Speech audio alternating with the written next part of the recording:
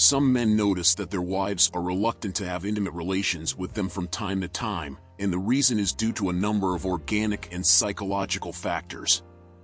1. Fear. Some women, especially those about to get married, feel anxious and afraid to have an intimate relationship because intercourse is linked in their minds to a set of false beliefs, most notably, intercourse is painful. Intercourse causes bleeding.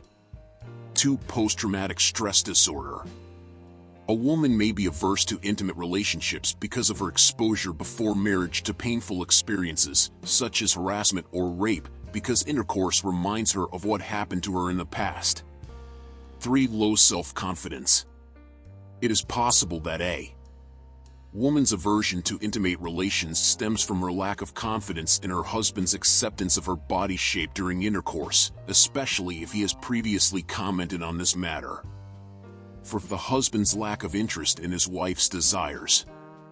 Men are interested in achieving orgasm regardless of whether the wife achieves it or not, which makes her feel dissatisfied, and over time, she becomes reluctant to have intimate relations. 5. Menopause. Decreased sexual desire is not the only reason for a woman's aversion to intimate relations after menopause. Rather, she also avoids intercourse because she is afraid of the pain of penetration, because it will be more severe due to the lack of vaginal secretions. 6. Intercourse without foreplay.